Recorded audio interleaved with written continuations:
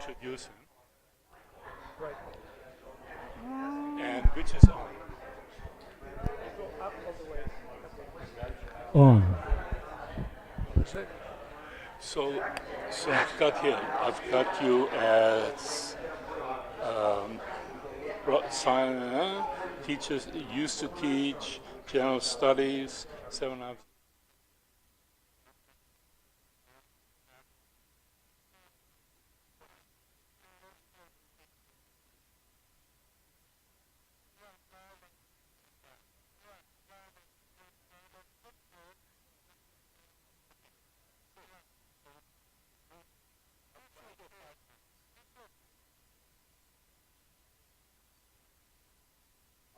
Careful. Oh, God, yeah.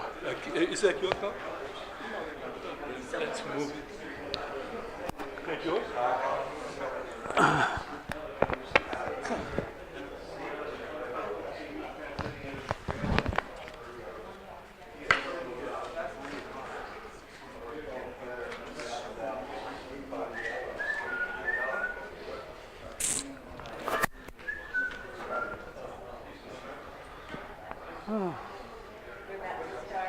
Is it Journey streams? Is he filming it? Yeah, filming and streaming it, yeah. Oh, I thought the dialogues weren't filmed. Journey, can you start? It's not a dialogue. Start?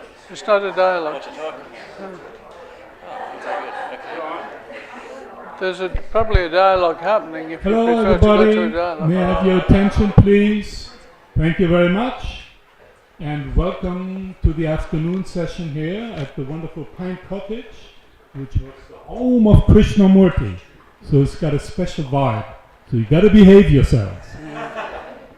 And I'm here to introduce an old friend. And when I say old friend, I mean 35, 40 years, almost 40 years. Oh, but let's say 35 to be safe. And so Stephen Smith started out when Krishnamurti was still alive. He started out at Brockwood Park in 1975 as a teacher of several languages because he's multilingual. So if you want to ask him anything in German, he may understand you. But if you want to ask him anything in French, I'm sure he'll understand you. Even better English, of course. But those are the three languages that he taught. And then he also gave classes in what was called general studies, theme-based and perspective-based learning. All of this at Brockwood Park. And then there was a very, very special class that was quite remarkable, actually. It was called One Earth. And it literally tried to have that perspective of one Earth on the environment, history, etc., etc. And he can tell you all about it if you want to ask him about it. Then he was with KFA here. He came to OI with his wife and was here for over 7 years. Then went back to Brockwood for a few years. And now, both he and Wendy, his wife, they travel regularly. They come here for a few months each year. That's non-behavior.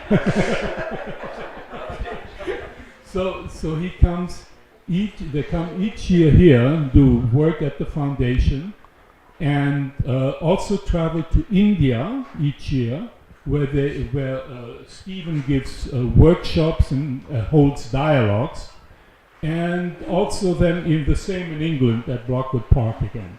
So please welcome Stephen Smith. Thank you.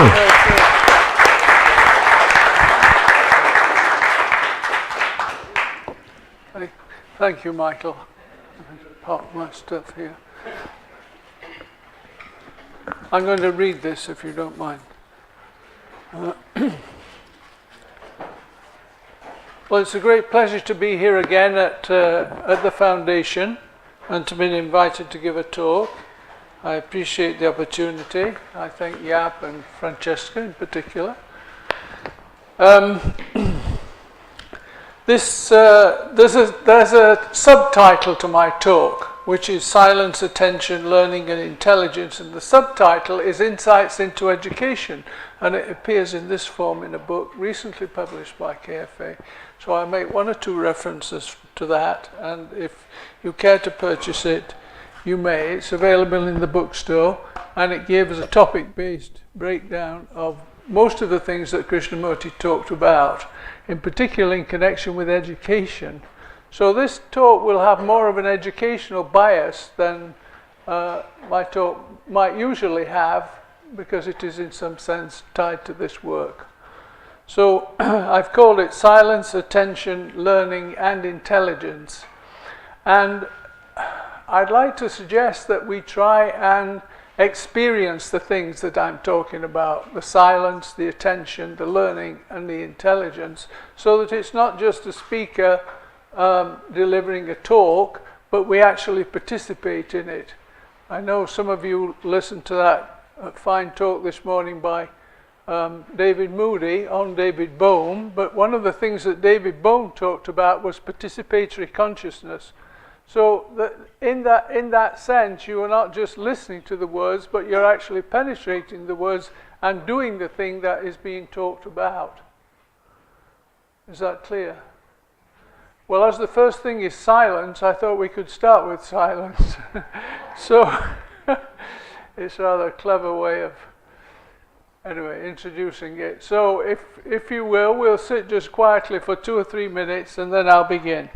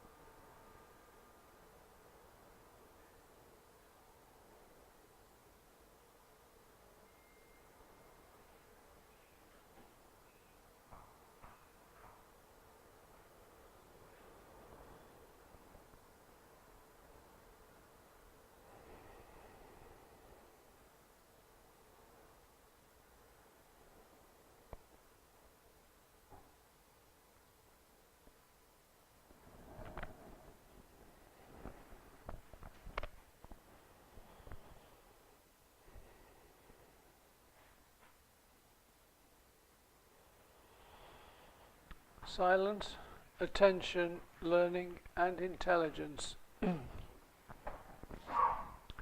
Krishnamurti's approach to education is not didactic, but heuristic. You have to find out for yourself.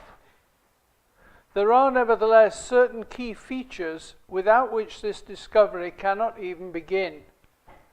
There exists, in other words, a basis for the inquiry. I've chosen to frame this in terms of 4 features: silence, attention, learning, and intelligence. They are by no means exclusive. Others could be added. But it seems to me that if they are understood, we shall have travelled some way towards the understanding of ourselves, which is, of course, the theme of this gathering, understanding ourselves. Self-understanding, first of all, does not exist in isolation. It is as available to the soldier on the battlefield as it is to the monk in his cloistered cell. Indeed, the more available, the more intense the situation. Why then begin with silence? Because, and I quote, "Unless the mind is very still, you cannot see anything." That's a quote from Krishnamurti that appears on page 175 of this book. It is the sine qua non of clear perception, the observation of things both outer and inner, and ultimately of meditation. If, as Kay says, the first step is the last step, surely it is here that we must begin.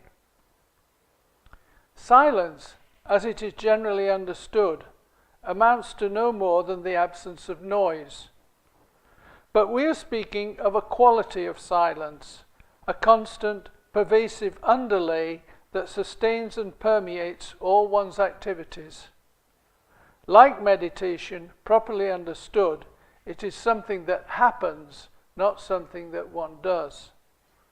And in a world like ours, with so much feverish activity, so much harping on a single shrill note, it is important both in schools and centres to harvest, to garner this quality of silence. It is good to start the day with it, as this sets the tone for what will happen next, be it the rough and tumble of school life or the predictability of the office. Actually, we never know what will happen to our day. Another good reason to begin it with silence. For silence is the unfolding field, the atmosphere we find and which we carry with us. At the same time, it relates to space, by which I mean not only room to walk around in, but, more importantly, space within the brain, that sense of release from the trammels of thought which constitute its essential nature. Krishnamurti often spoke of the school as a place of leisure, and the word leisure is related to the word school. A place of living, leisure and learning, very different from the regimented environments in which many of us were and still are brought up. Space then, with its bosom pal freedom, these are basic to the heuristic approach, for it is in this space freedom that one can find oneself. Silence also relates to aloneness, the ability to be and to stand alone, both physically and metaphorically. It implies detachment from the herd. For one of our biggest problems is collusive conditioning, the urge which becomes a necessity of conforming to the general trend. One loses oneself in the lives of others, a far cry from active, willing cooperation which can only come about when I see things for myself. By allowing myself free space and time, and even a special place that I go to, I am nurturing the seeds of my own awakening, which is definitely not a group activity. For, if the whole of consciousness meets in me, it is in and by myself that I must come to understand it. Nothing is foreign to my nature.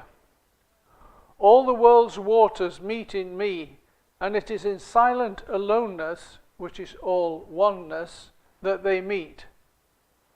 Different as this is from the herd instinct, it is also quite different from self-isolation. It implies a loosening, not a hardening of the ego, and a consequent dissolving of fear and anxiety. It also implies alertness and attention. And these, as we shall see, are very live qualities, the necessary edge that goes with silence. It is not a static, withdrawn affair. We do not gain our freedom by shrinking from the world, but by moving into it with eyes wide open. We need to pay attention moment by moment to everything around us and within us. It is the ground of silence that makes this possible. Attention is its active component. We do not normally attend very much. We are trained to think and to concentrate. Both of these are exclusive activities, and the brain gets used to them and treats them as normal. Indeed, they are its daily bread. But attention, because of its relationship to silence, is not confined to the thought mode. It stretches beyond it. The word itself means that, as intention. It begins in silence and has its true home there. We say that we pay or give attention, implying that it is an available resource, one, however, that we choose to ignore. For the inner workings of our brains and the outer workings of our institutions are based on thought and its operation. Parliaments, the law courts, financial institutions. These, with our prodigious technological advancement and the few remaining social conventions, constitute the framework of our lives. Then there is the brain itself, with its analysis, structuring, hope, and ambition, which then invade the religious psyche, promising everlasting life, reincarnation, etc. This is all the operation of thought time as thought, and within its scope there can be no freedom. For the thinker, the I, the ego self, is embedded in every one of its promptings.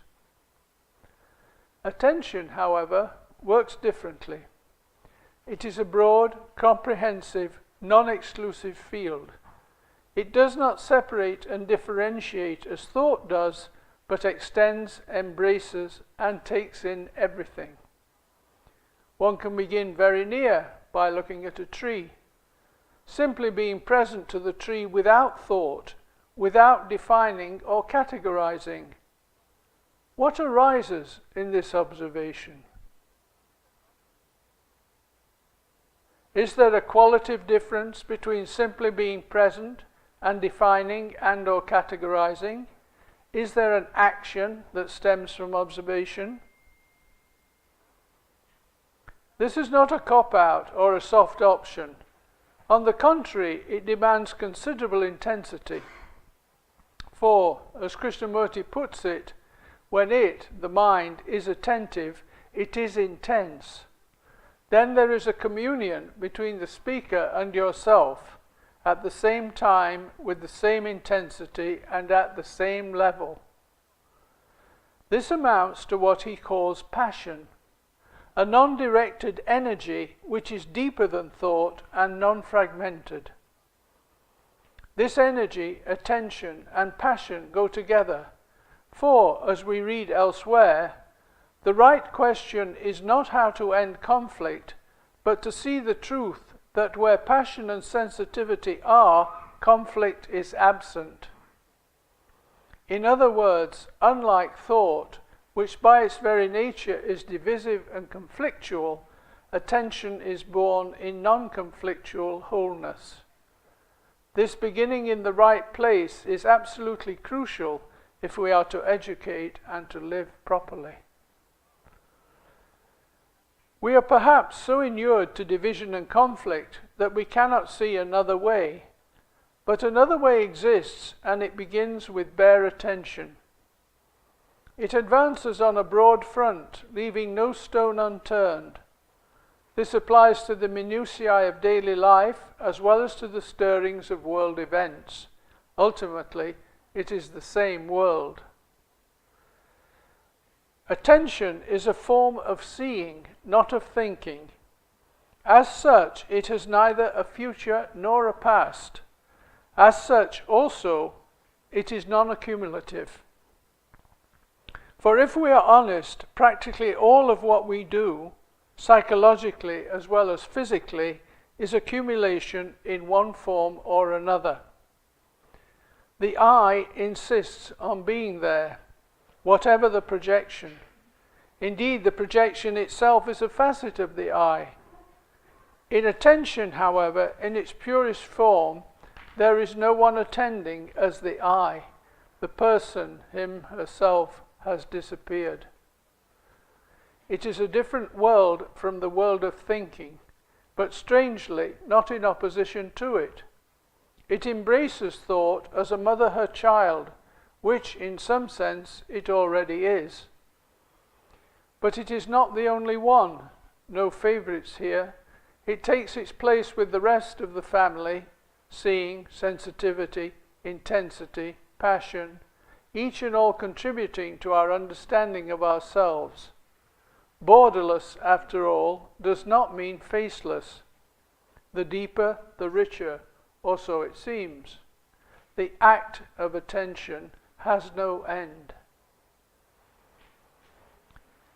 But, you may say, the school is a place of learning, and it is on this very issue that our argument depends.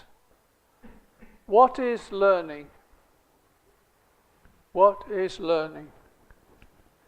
When we speak of someone as learned, what do we mean? Generally, we mean that they have acquired a lot of knowledge and are some kind of expert in their field. Or they have acquired experience, a reputation, and are about to share it with us, in most cases for a fee. Many things are implied in this. That there is one who knows and another who doesn't. That learning is therefore a matter of transmission. Authority is invested in the one who knows. And the journey from ignorance to knowledge is time-bound. All of these assumptions we are going to question, both at the individual and at the general level, for both are part of the same structure. My knowledge and experience constitute the me, and the very fact that I am handing it on, which is tradition, handing on, means that I am reinforcing the past. A cursory glance at history with its repeated wars, conflicts and antagonisms shows us that nothing has been learnt from the past.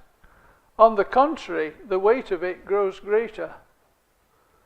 Learning as transmission engenders only repetition. It is a self-serving, dead-end loop. Not only do we learn nothing from it, but by the authority which clings to knowledge and experience, we gradually conform to these accepted norms and, in consequence, lose the light in ourselves. Schools, which should be places of space and freedom, become regimented cells of drilled information. Add constant testing and the anxiety that goes with it, and we have slammed the door shut on intelligence. There is a flaw in our approach, and it is not a minor flaw. We do not learn because we are not learning. Our brains are of the past, and what we learn as knowledge is delivered to us from the warehouse of the past. We simply consume, but we are undernourished. This is because we do not feed ourselves, but live off what others have written or said. We are, in Krishnamurti's term, second-hand human beings. If, to quote from the introduction to this book, intelligence is the capacity to perceive the essential, the what is, and to awaken this capacity in oneself and in others is education, then obviously we need to make a shift. This shift, as I have argued previously, is revolutionary in nature. It involves a change in our whole way of being. Is what we mean by learning not the clue to this change? If it is not the accumulation of the past, the filtering, assessment, and remembrance of things past, if indeed within that field there is only repetition, then how do we come to an understanding of ourselves? Is it not in the presence of the present? For after all, the present is all we have. It is only in the present that change can come about. Let us for fun draw a distinction between the learned and the learning human being. The former, as we said, is full of knowledge. He is erudite. And for him, intelligence resides in the fact that not only does he possess this knowledge, he can perhaps reframe it in a different way, with a new theory, for instance. This is also, incidentally, the domain of art. It is an endless process of reconfiguring, where the cards of the nothing new are reshuffled. There is nothing new under the sun, says Ecclesiastes, and certainly in the realm of knowledge this is true. We may get some insight into how things work, and the expansion of knowledge has been truly formidable, but it is still a reworking of the same field, which is why at bottom there has been no change. We need to enter a new field, a new dimension, and the clue to this is learning and the learning human being. Learning is the present participle. Learned is the past, and the difference is more than grammatical. For learning is akin to borderless attention. It lives in the same house, so to speak. In other words, it has nothing to do with what we normally call learning, the accumulation of knowledge. It has a quality of heart as well as head, because it requires my total presence in the moment, which is much more arduous than simply taking notes. No room here for sitting back observing, as if what is going on in Syria or with my neighbor is none of my business, none of my concern. The whole world is my concern. The whole world is me in action. If I really feel this, there is energy to me. There is an abundance of energy, for I am the world. A new process has begun in me. It is not a building block universe, step by slow step to some imagined summit. On the contrary, I am entering a wide field where the terrain is ill-defined in the rational sense, but curiously clear in its own light.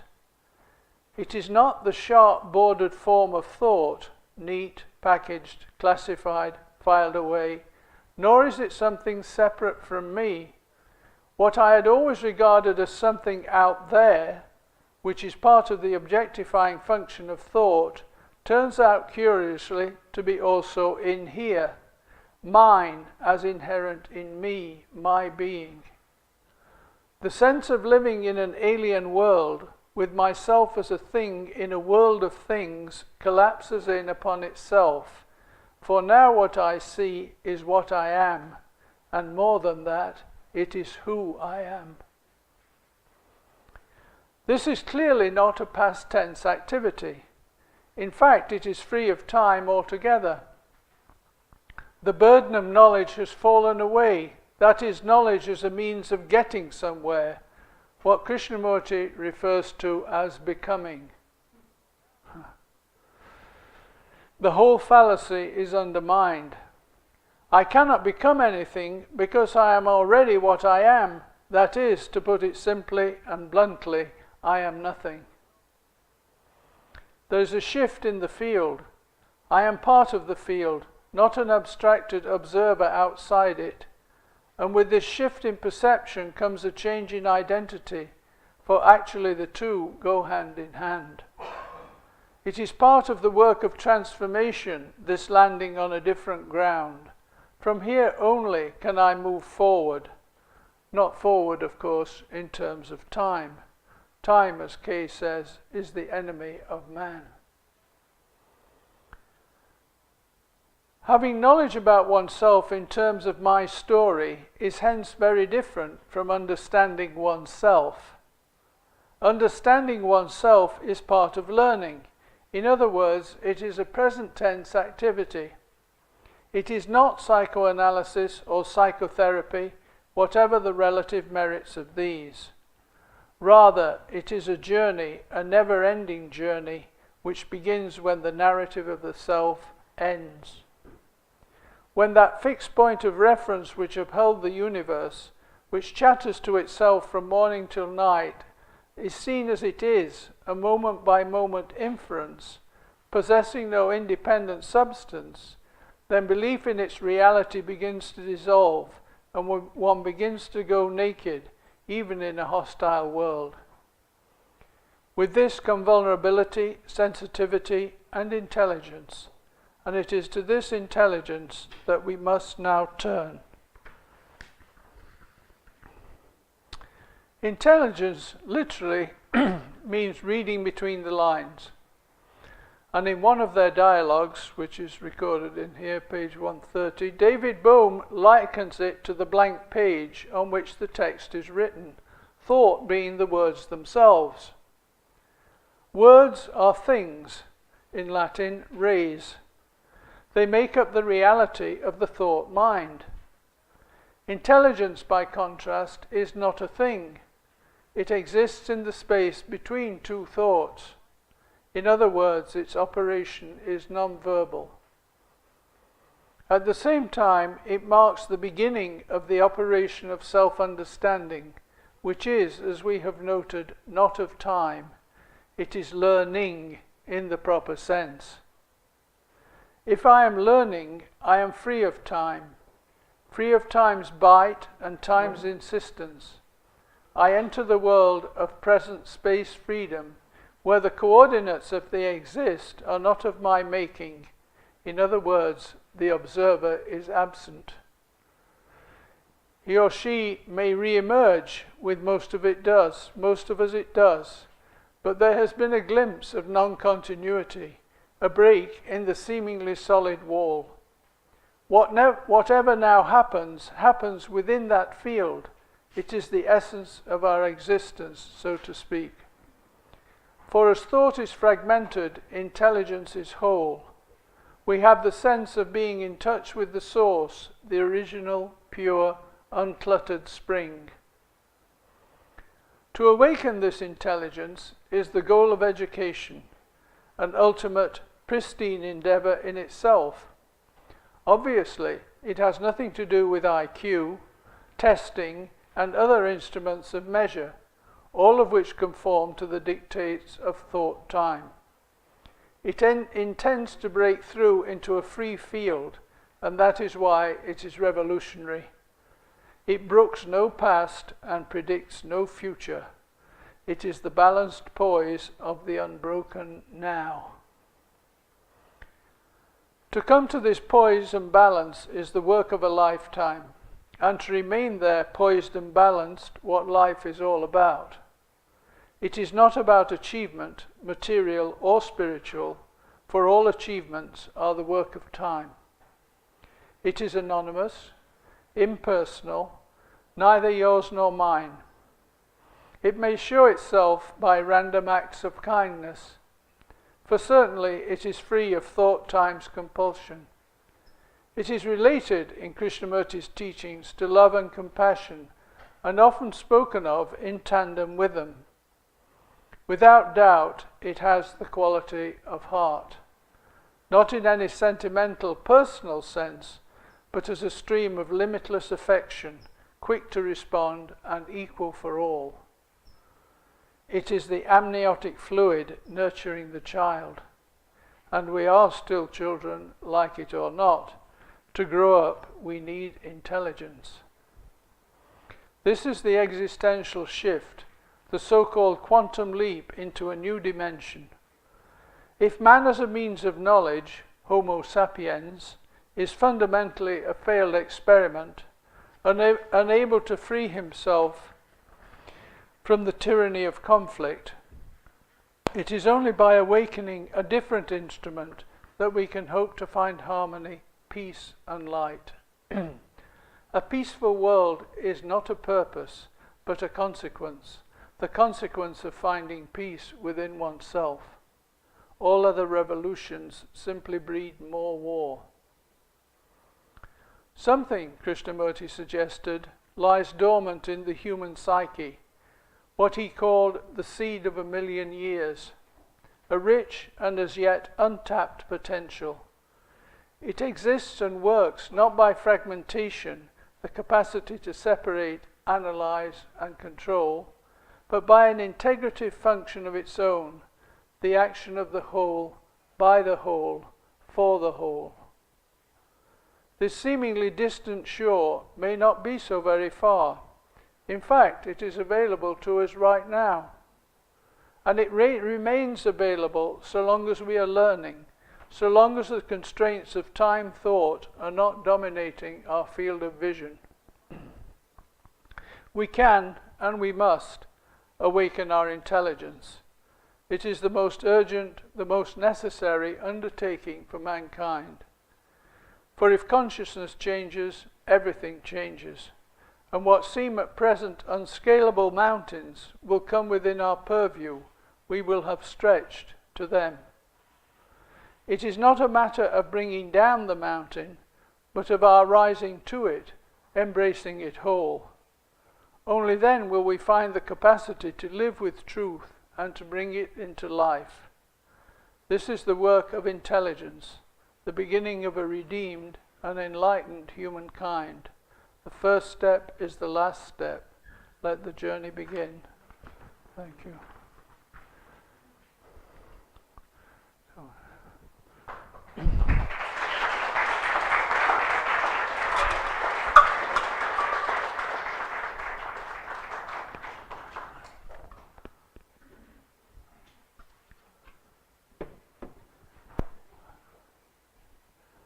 Would you like to ask questions? We could ask some questions initially and then maybe have a dialogue if we can with so many.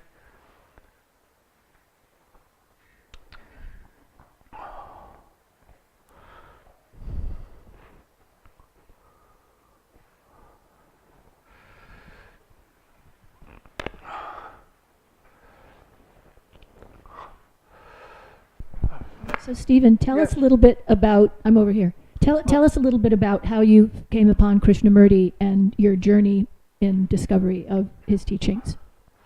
I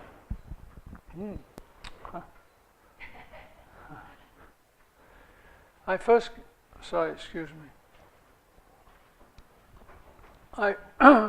came across Krishnamurti in 1968 via a book, The First and Last Freedom, which I think was the first book for many people. It's interesting when you talk to people still how many of their first real contact with Krishnamurti was through a book, even in these multimedia days, and also that it's often that book.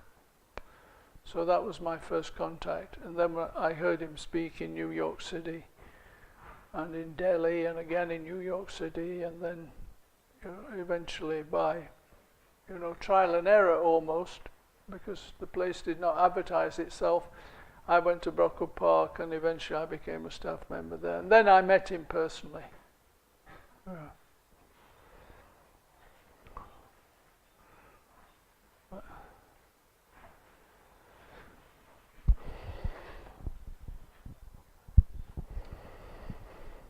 Could you explain the relationship between attention and the self?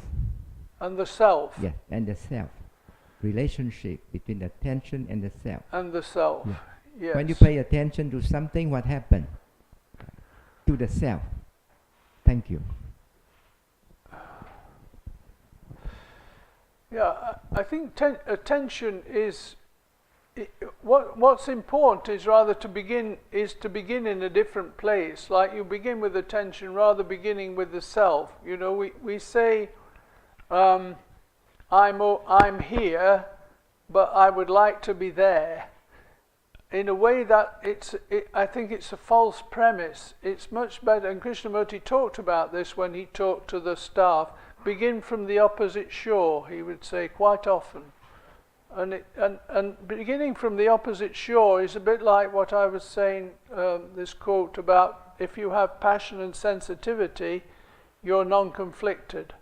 In other words, you don't begin in conflict and try to get out of it, but you begin in a place where at least conflict is reduced or minimal, and then you move from there. So attention would be, I mean, you can, be attentive to this room, to the structure of this room. You can be attentive to the person next to you. You can be attentive to who's ever speaking. You'll be attentive to people who are not speaking. Attention is a very wide field. Now within that, the configuration of the self may alter. You see what I mean? It's not beginning with the self as a thing and then saying, how do I get into this thing, or how do I get rid of this thing, as we heard from, he's not here, Metzinger. He was saying his view of the self is that it's a process, not a thing, and it's an interesting way to look at it. Does that answer your question? Okay. Yes. I have a question. Is competition/comparison a consequence coming out of fragmentation? Out of? Fragmentation? As you explained right. before? Yeah, we seem to have that, don't we? I mean, human beings have it. Animals probably have it too. So I think it's somewhere in the genes also. It's maybe not just a human. It's maybe not just a human thing. But with human beings, it takes on a more psychological. It's not just you win a race or something, but then by winning the race, you become better than somebody else. There's a supernumerary activity that human beings alone have, I feel, which is that they add to the action that they do. They add another element, which is I'm better than you, I'm bigger than you, I'm stronger than you. They add a kind of another dimension to it.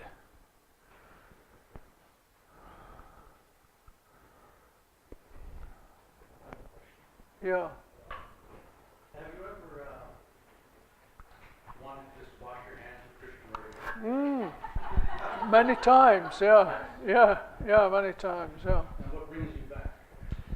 Well, I think the undying fascination of it, the fact that often when I've had a dispute with him within myself, he has turned out to be right. So these things, and the teaching, there's a lot in your question actually. The teaching in itself seems to be inexhaustible. That's one thing, and also picking up a book on one day can be completely different from picking it up on another day. Even the same book, even the same passage. So there's some igniting quality in it. There's some fresh quality there which is unpredictable and, strictly speaking, unimaginable. So that's as far as the teaching is concerned. For my own take on the teaching, and he did say something about this, but I don't think it's ended. I feel it's been given in a certain form, but it's capable of a great deal of extension, expansion, new understanding. I think it's a fallacy that when we think of it as the teachings of the Buddha, which are we think of it as rather fixed and final. Maybe that's not true either completely, but we think of it as that's the teaching. In this case, I feel there is the teaching, but it's capable of a great deal of reworking. And indeed, that's the task, I think, is to rework it. Not to accept it, to rework it, to question it, to move it around. And so it's got this infinite pliability about it. So, why I bounce back is basically that. It seems to lead me. It always leads me at certain points to a state of despair, because it's a very hard pill to swallow. It is, yeah. And then I can't swallow it, and then I leave it, and then Yeah, you come back. But Yeah. it becomes, it's a terrifying wall I run into. yeah. I think that terror is there. I think the despair is there also. One may not be able to go through it, all in one go. There's some talk where he says about, you will say this will lead to despair, but I think you must go through despair also, so there's no way out. Yeah. There's no hope, I hope in this and that will deal with the despair. The despair is still there. You said hope is violence. Yeah. Yeah. Well, that's a projection. Yeah. Because you're back in time, that's the thing. Hope's in time. So it's a dead end. This thing about time being a dead end is really crucial, I think. That if it's in time, it's more or less doomed. It will not produce what it promises to produce. That's what all the revolutions have been about, really. Liberty, equality, fraternity. It didn't really happen. Or the communist ideal of from each according to his ability to each according to his need. I mean, it's a wonderful idea, but they never got there. And there's a reason why, and time is a big part of it. Because other things are happening along the way. I have a question. Can you have silence without attention? Can you have attention without silence? And wouldn't it be, I'm just guessing, that you can't have learning without both silence and attention? Well, I link them deliberately because I think they're sort of they're linked. I think they are linked, yeah, because it's a different. The thought mode is in itself one aspect of consciousness. Thinking is one aspect of consciousness. The problem is that in contemporary civilization, it's taken over the whole field. So we begin to think that's what all there is. Education is a very good case in point, because now throughout the world there's been a proliferation and an intensification of testing as a means of ascertaining whether kids are learning, or not. And that produces more pressure, more tension, more mental problems in general. I'm not talking about these schools so much.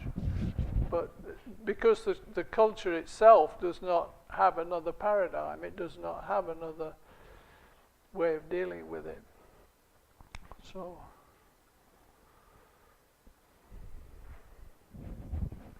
yes, you give her the mic. Oh, right. I was just, I found that about space, by the way, interesting, but I was just wondering if you had something to say on the relation between attention and desire. Sometimes they're, linked, and sometimes, like I suspect in Krishnamurti, not, but anyway, desire and attention. Mm-hmm. Yeah, well, desire is something that you would attend to if it arose, I think. I don't think there's anything intrinsic about that. There's not an intrinsic connection, but my desire may arise while you're attending, or watching, or observing, or whatever you're doing. It may arise within that. But you wouldn't see desire as in any way constitutive to attention? No. There's a lady over here.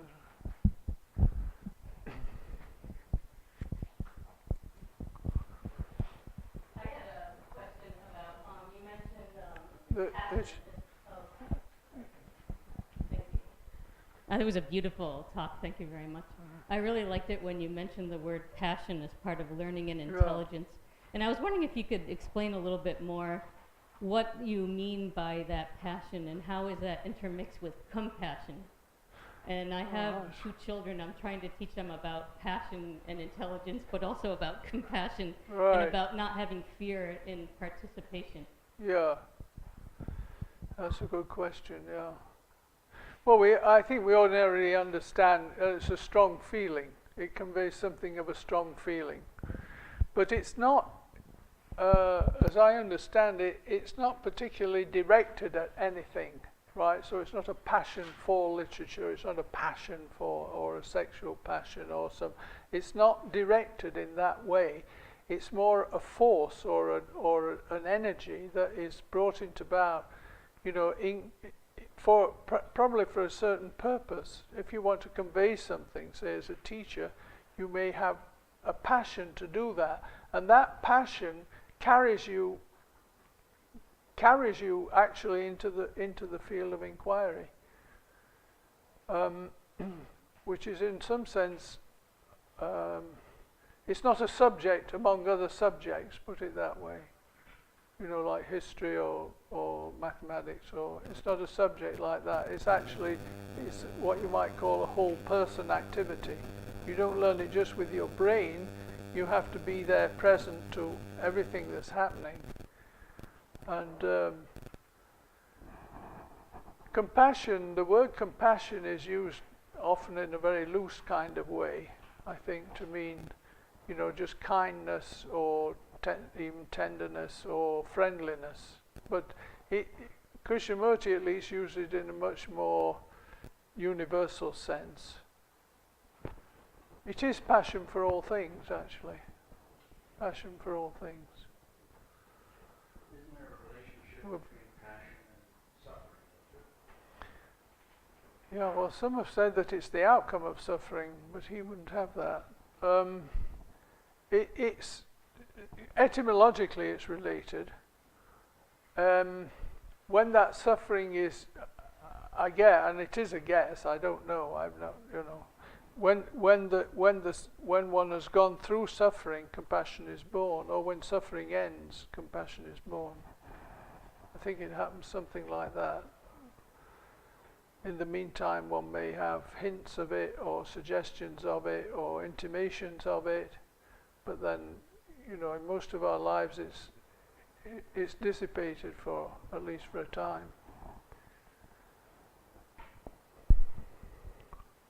I think it's important. I wanted to convey that this is something that one can engage in quite readily. It's not something remote or distant, or you don't have to go to a special school or a special teacher to learn it. It's something that you can actually engage in immediately. But it's a bit strange for the brain to accept it. I think in a way it's a bit like learning a new language. I've often thought Krishnamurti's teachings were like that. It's like learning a new language. And all the terms are different also. So while it's relatively easy to listen to and read and, you know, understand at a certain level, to really get into the heart of it, it takes a lot more. But it is available. That's the interesting thing.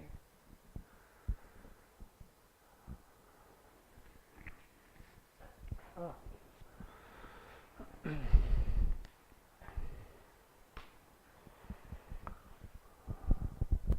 Could you talk a little bit about experiential learning?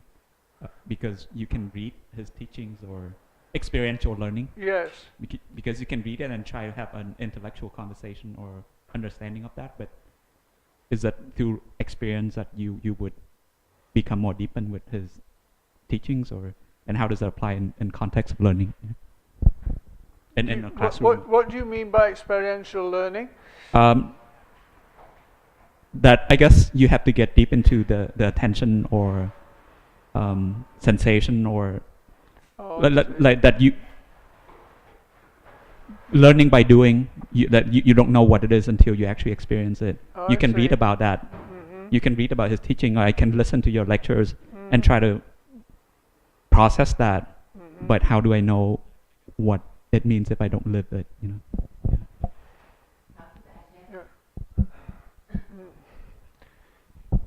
Yeah, I think, I don't know. I think it is an experience once you start doing it. It becomes an experience, but it's maybe not. I think the experience itself is tricky because it's one of the things that we accumulate and build on, and we think, oh, I was like this when I was 5, I was like this when I was 20, I was like this when I'm 40. You know, we build on experience, and that sort of tends to strengthen the narrative of the me, of the I, that I was like this and now I'm like that and now I'm like. It gives the sense of a continuity which may be illusory. They're just snapshots from an existence. So there's a kind of caveat around experience because it can be misused in the sense that it strengthens the sense of this person here, that I'm, you know, this is me going through this, and I'm the author of this, and this is happening to me, and, you know, happy me, poor me. You know, it's all self-referential. Not that we don't have experiences. Inquiry itself is a kind of experience, but there's nothing to hang on to. I think that's the big difference. You know, the moment comes and goes, and that's it, actually. And I think it's sort of facing that is one of the difficulties. That there may not be a narrative at all. I may just appear and, as it were, you know, psychologically appear and disappear.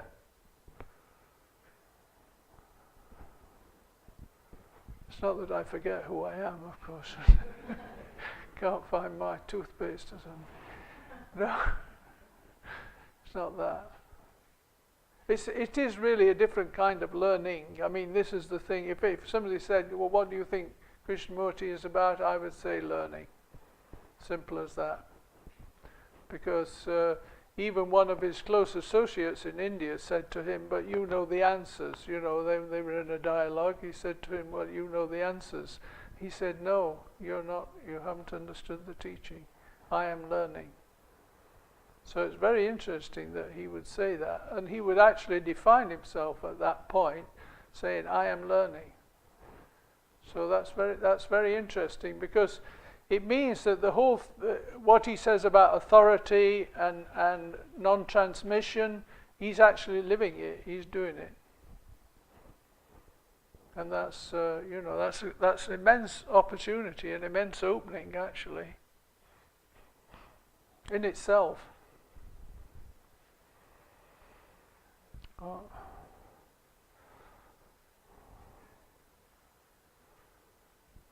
Yeah, Elizabeth.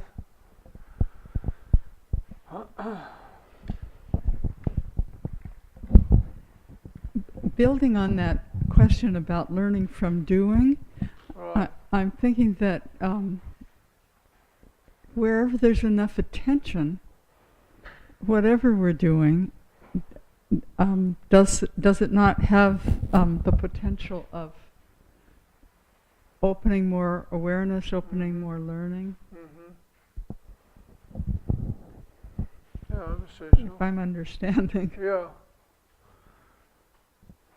Yeah, there's an entire, even in simple practical examples, there's an entire difference between doing something, you know, mechanically because you've always done it, and oh, it's such and such a time I have to do this, and actually being aware, bringing awareness to the action.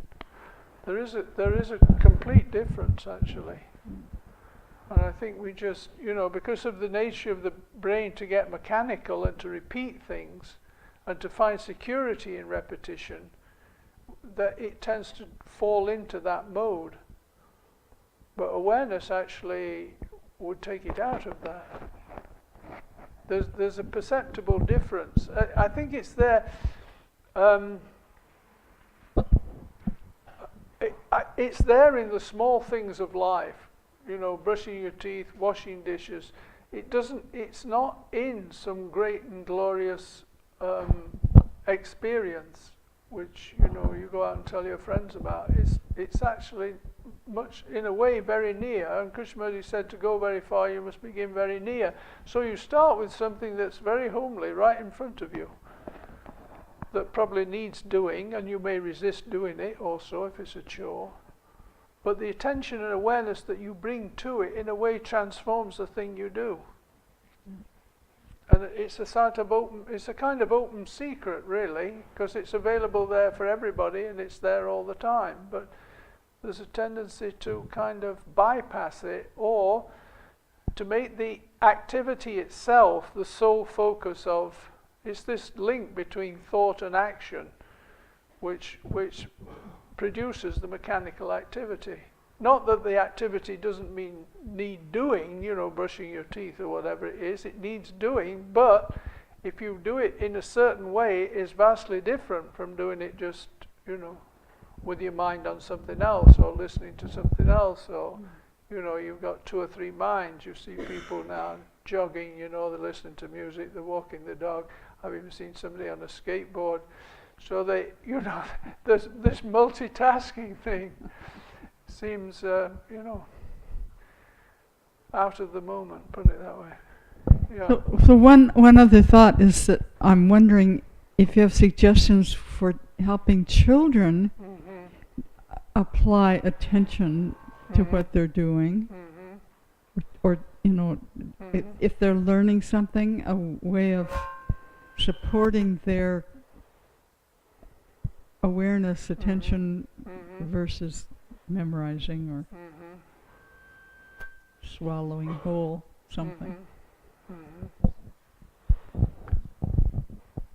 Well, in my experience, as I've seen them, I don't have children, but as I've seen them, they seem to be very much in the action that they're doing. There's a little boy around here, Yap has a son, and he's right there with what he's doing. He's not divided, or he's not wishing he were doing something else, or he's not, I think it's something we bring with. My feeling about it, my take on it is it's something we bring with us, but then we lose it, and then it's a bit Rousseauistic, we have this openness and wholeness and sense of freedom, and gradually society drills it out of you, or it's something like that. By the weight of conditioning, it gets drilled out. So a friend of mine used to say, we grow down, we don't grow up.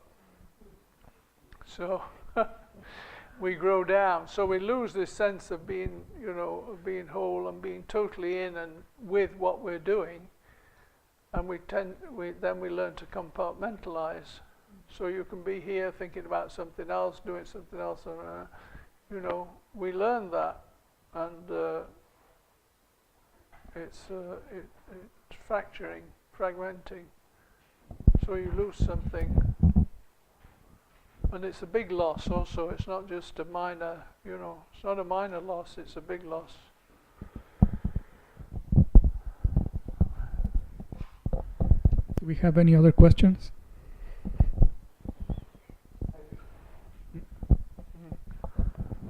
I get very confused on these trying to.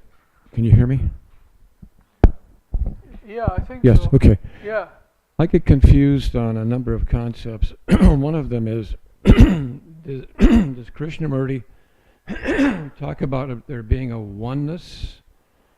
And what is the responsibility when we hear that there is a war and we all need to assume responsibility? Is there some way of understanding how we take that on? And with there being no time, is there something that can possibly... should I start over? Yeah, I don't. Yeah. But yeah, I'm wondering. Is there something? There's no time, as I understand it. Is there something I can do now to do away with war? Is there a oneness that we all incorporate, such as some people talk about beingness? There's just one beingness. Is there something that we all represent underneath all of these confusions we have that we... Does he talk about a oneness that includes everything? Yes, he does. I mean, aloneness is all oneness. That's one part of it. And being one and being whole and being, all those things he talks about. But the sense of there being a war and my being responsible for it is actually a leap in understanding, because normally we don't perceive that. You know, there's a war in Syria, what's it got to do with me?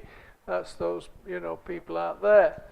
But actually to have the sense that we are kind of fomenting war within ourselves if we live in a conflictual way, ultimately it leads to war. So and also it's a pointer to the fact that the only place that you can solve it and deal with it is in and for yourself. That's really the point of it, because we tend so much to leap into action, or what can I do? And you know, I do it too. I support different causes, but the main point is the shift in attention, the shift in awareness. So to see and feel that, say, the war in Syria is not an alien thing. It's actually, you know, I am involved in it actually. Qua being a human being, the fact that I am a human being, that it's happening, means that I am in some sense part of it. It doesn't mean that there's no implication that you then have to, you know, go out there and fight, or, you know, it's not like that. But it's a drawing of the outer into the inner, because the inner is producing the outer, and if you realize it, whichever way you realize it, you know, it is a realization. You're a changed human being, somewhat. Because you can't, there's certain things then that you cannot do. You can't be a nationalist, for instance, you know, because it's crazy. It breeds war, it breeds division, it breeds conflict and more trouble. And we've seen it time and time and time again, you know, Second World War. But anyway, I have to get into that. It's a tragedy.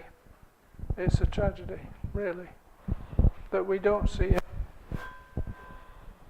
It really is a tragedy.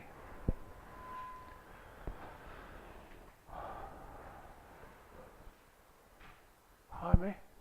Yeah. No, thank you, Stephen. Okay. Are we all right? We're taking a break. Or? Yeah, I just wanted to ask a question. Sure. You mentioned a couple times the heart. The heart, yes. What is the role of the heart in attention, intelligence? Well, I brought that in because the heart is obviously the seat of affections, emotions, and perhaps of more than that, but certainly of affection. But also we're so we have trained the intellect to such a huge degree, and intellectual matters and intellectual concepts, and you know, are so important in the society in general, that it seems to me we're missing an essential ingredient, which I call heart, for, you know, make it simple. But actually, I feel that the heart, the emotions, are present when you're actually present. At any given moment, you're actually present, attentive, aware. The heart quality is there. You know, you can't do anything mean, or, you know, it's that quality is brought forth, and it is a factor and a feature of our conditioning and our education over centuries, you know, stemming from the Greeks, particularly in the West, that we have this separation between head and heart, and that they're not balanced or harmonious. So, you know, one is highly disciplined, the other one runs wild, or one is suppressed and the other is exaggerated. You know, they're not in balance. So, but it seems to me that by the act and fact of attention, they're brought into alignment. It does happen. And that's where the oneness is, actually, come to think. Body also, of course. Body, heart and mind.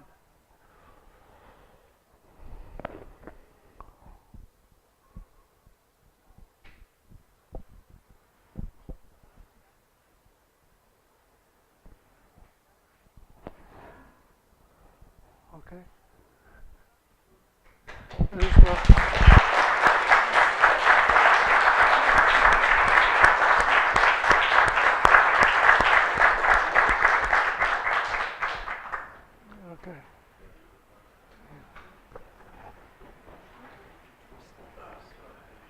Oh, I didn't see you down there, Judge.